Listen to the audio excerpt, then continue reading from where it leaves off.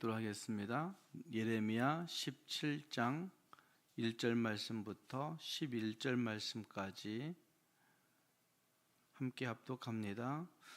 유다의 죄는 금강석 끝 철필로 기록되되 그들의 마음판과 그들의 제단불에 새겨졌거늘 그들의 자녀가 높은 언덕 위 푸른 나무 곁에 있는 그 제단들과 아세라들을 생각하도다. 들에 있는 나의 산아, 내 온 영토의 죄로 말미암아 내가 네 재산과 네 모든 보물과 산당들로 노략을 당하게 하리니 내가 네게 준 내 기업에서 내 손을 뗄 것이며 또 내가 너로 하여금 너의 알지 못하는 땅에서 내 원수를 섬기게 하리니 이는 너희가 내 노를 맹렬하게 하여 영원히 타는 불을 일으켰음이라. 여호와께서 이와 같이 말씀하시니라.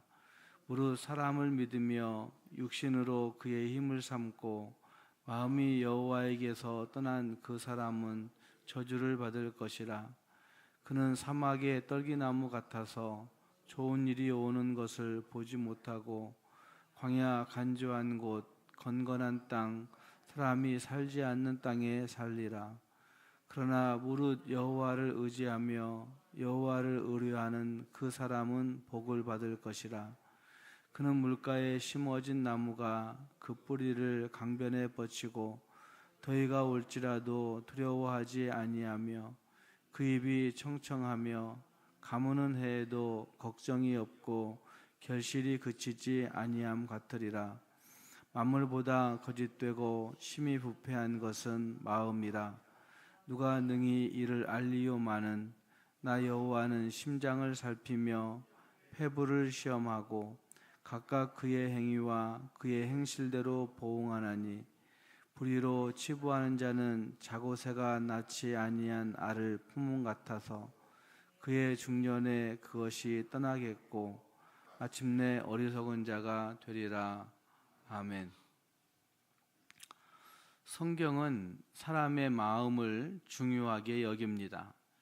율법을 돌판이 아니라 마음판에 새긴다라고 말씀하고 있는 그 말씀에서부터 마음을 새롭게 함으로 변화를 받아 하나님 앞에 잘 예배하라라고 말씀하고 있는 구절에 이르기까지 마음의 중요성을 강조하고 마음의 변화를 신앙의 출발점으로 삼고 있는 것을 볼 수가 있습니다. 오늘 읽었던 말씀에도 이와 같이 마음의 중요성을 분명하게 잘 말해주고 있습니다. 함께 읽은 말씀 1절 말씀에 마음판과 그들의 제단불에 새겨졌거늘 이라고 하는 말씀을 보면 율법을 새겨야 할 마음판과 제단불에 죄가 새겨져 있다라고 말씀하고 있는 말씀으로 볼 수 있습니다. 하나님의 말씀을 담고 그 말씀을 늘 묵상하고 생각해야 할 그 마음판, 그 마음판에 죄가 새겨져 있는 그런 모습, 그것도 그냥이 아니라 금강석 끝 철필로 돌에 새긴 것 같이 그렇게 죄가 새겨져 있는 그런 모습, 그래서 심판받는다라고 말씀하고 있는 겁니다. 말씀을 주야로 묵상해야 할 사람들이 주야로 죄악을 새기고 살아가고 있는 그런 모습이라고 할 수가 있을 겁니다. 마음은 무엇을 생각하고 행하느냐 하는 것에 따라서 형성되는 것이라 할 수 있을 겁니다. 이스라엘 백성은 하나님을 묵상하지 않고 이기적인 욕망을 충족시켜줄 우상을 묵상함으로 우상만을 생각함으로 그들의 삶이 우상으로 치우쳐 살아가는 그런 모습이라 할 수가 있습니다. 우상에게 자기를 맡긴 유다의 범죄는 하나님 앞에서 절대 지워지지도 부정되지도 망각되지도 않는 그런 모습으로 마음판에 새겨져 있다고 말하고 있는 것입니다.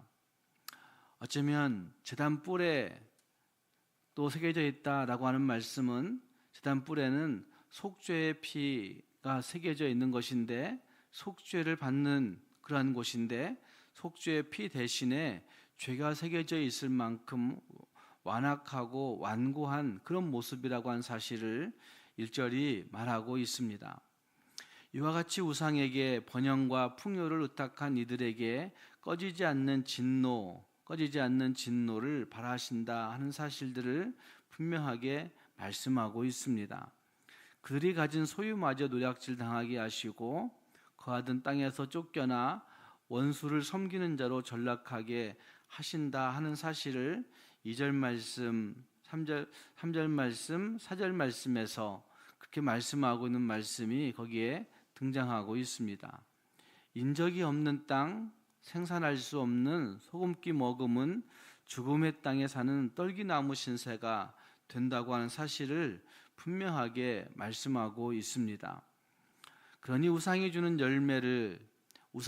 열매를 거짓과 수치로 생각하면서 속지 말아야 하는데도 불구하고 그들은 거기에 속아 우상이 주는 열매들을 가지고 죄악으로 일관하며 살아가고 있는 모습이라 할 수가 있는 것입니다. 지워지지 않는 죄악, 꺼지지 않는 하나님의 진노, 이것이 오늘 읽었던 말씀 가운데 등장하고 있는 첫 번째 주제입니다. 또 한 가지는 사람을 잘 아시는 하나님께서 사람에 대해서 또다시 말씀하고 있는 것을 볼 수가 있습니다. 사람을 지으신 창조주 하나님은 사람의 마음을 가장 잘 아시는 분이십니다. 늘 살피고 시험하시기에 우리의 생각과 감정을 샅샅이 잘 아시는 하나님이십니다. 우리가 얼마나 부패한지, 우리가 얼마나 죄를 따라가고 있는지를 정확히 알고 있다는 말입니다. 자고새처럼 탐욕스러운 자는 꼭 그 대가를 치르게 하신다고 한 사실을 읽었던 말씀 11절 말씀까지 해서 잘 말씀해 주고 있습니다. 그러나 하나님을 의지하는 자는 물이 마르지 않는 강변에 뿌리를 내려서 더위에도 잎이 푸르고 가물어도 풍성한 결실을 맺는 나무와 같다 하는 사실을 5절 이하 8절 말씀에서 분명히 말씀하고 있는 것입니다. 5절 말씀에서 그렇게 말씀하고 있습니다. 무릇 사람을 믿으며 육신으로 그 해의 힘을 삼고 마음이 여호와에게서 떠난 그 사람은 저주를 받을 것이라. 사람을 믿고 자기 육신의 힘을 의지하는, 자기네 육신을 힘 삼고 살아가는 사람들은 저주를 받는다라고 말씀하고 있고, 그들의 모습이 어떤 모습이냐 하는 것을 6절 말씀에서는 사막의 떨기나무 같다. 그래서 간조하고 건건한 땅, 사람이 살지 않는 땅과 같은 그런 모습이다 라고 말씀하고 있습니다.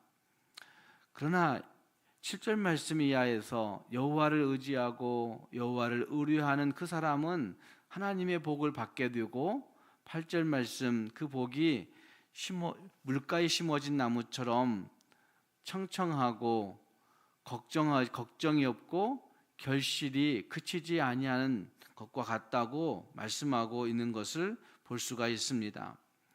하나님을 믿지 아니하고 인간적인 지혜와 능력을 의지한 그 유다의 왕들은 어쩌면 주변 열강들을 의지하는 그 모습으로 일관했었습니다.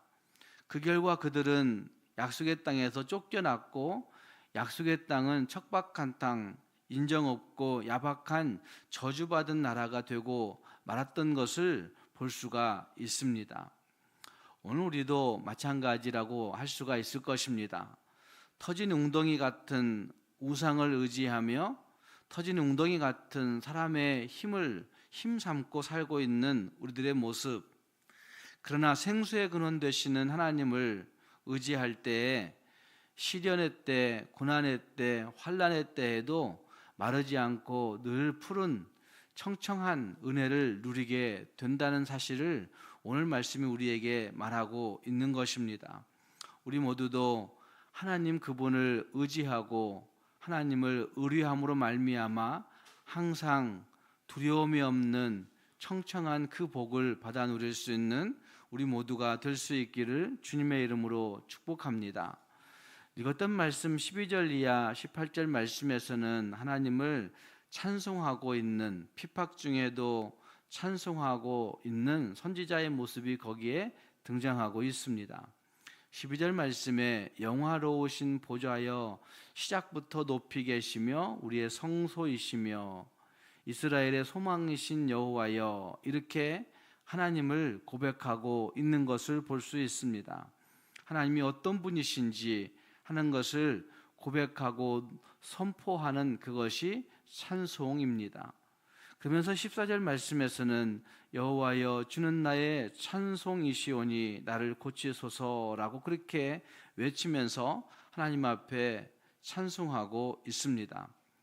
배척받고 또 여러 가지 핍박과 고립되어지는 고난 가운데 있는 선지자는 그 고난 속에, 그 고립 속에 절망하지 아니하고 하나님을 찬송하고 있습니다.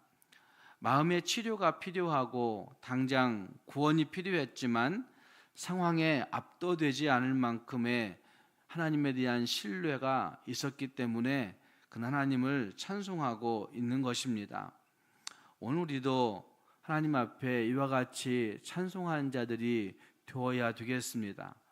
우리의 상황을 곱씹고 상황을 고백하는 자들이 아니라 그 상황을 초월하여서 하나님이 어떤 분이신지 시작부터 높이 계시고 영화로우신 하나님, 그분을 항상 기억하며 하나님이 우리의 소망이시구나, 하나님이 우리의 힘이시구나 라고 하는 사실을 소리 높여 외치며 하나님이 치료해 주셔야 된다고, 하나님이 회복하여 주셔야 된다고 고백하며 하나님을 찬송할 수 있는 우리 모두가 될 수 있기를 주님의 이름으로 축복합니다. 기도하겠습니다.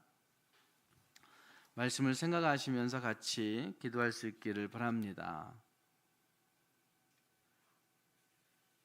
지금 우리의 마음판에 무엇을 새기고 살고 있는가 하는 것을 늘 생각해 볼 수 있어야 됩니다.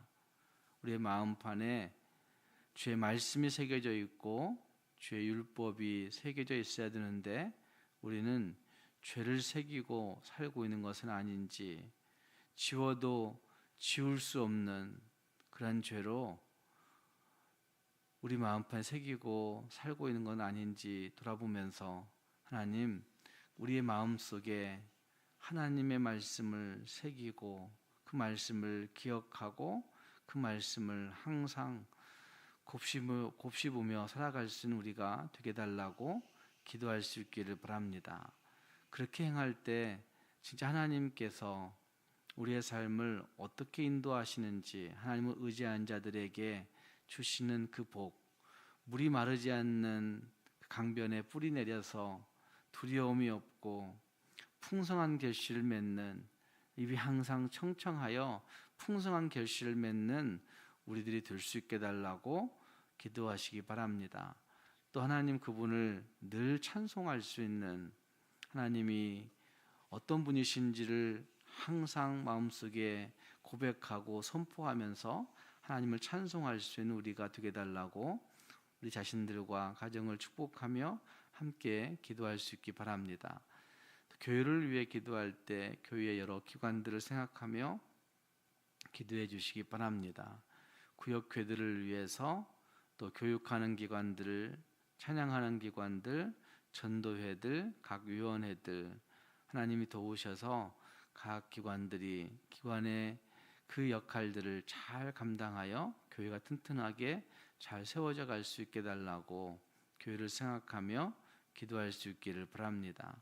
태풍이 올라오고 있는데 태풍의 영향권 가운데 들어간 우리나라를 하나님이 다시 한번 구출해 주시고 주의 은혜 가운데서 이 태풍이 잘 순적하게 지나갈 수 있는 은혜를 주시라고 나라를 생각하며 또한 기도해 주시기 바랍니다. 함께 기도하겠습니다.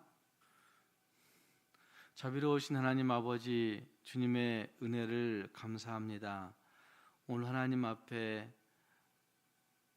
기도할 수 있도록 우리를 인도해 주시니 감사합니다. 하나님 아버지, 우리의 마음판에 주의 말씀을 새기고 주의 말씀을 항상 기억하여서 하나님을 의지할 수 있게 도와주시고, 하나님 의지함으로 말미암아 정말 가무는 해에도 하나님 입이 마르지 아니하고 청청하여 하나님이 기뻐하시는 풍성한 열매를 맺고 살아갈 수 있는 주의 백성들이 될 수 있도록 인도하여 주시옵소서. 어떤 환난과 어떤 고립과 어떤 절망적인 환경이 내게 닥쳐온다 할지라도 예레미야처럼 하나님을 찬송할 수 있게 도와주시고 하나님을 우리의 힘 삼고 하나님을 우리의 소망 삼고 나아가는 믿음의 담대한들이 우리에게 있게 하여 주시옵소서. 하나님 아버지, 오늘도 하나님께서 교회를 사랑해 주시사 교회 속한 모든 권속들이 하나님의 은혜 가운데 거할 수 있게 도와주셔서 아버지 하나님, 성도들의 모든 가정과 일터가 생업의 현장들이 주님의 은혜 가운데 찬송할 수 있는 현장이 되게 하여 주옵소서. 하나님 아버지, 태풍이 올라오고 있는 이 나라를 주님이 긍휼히 여겨주시사 하나님 순적하게 태풍이 잘 지나갈 수 있게 도와주시고 큰 어려움 당하지 않도록 하나님 은혜 베풀어 주시옵소서.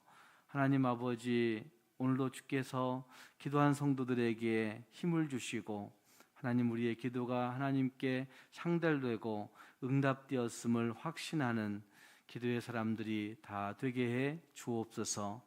예수님 이름으로 기도합니다. 아멘.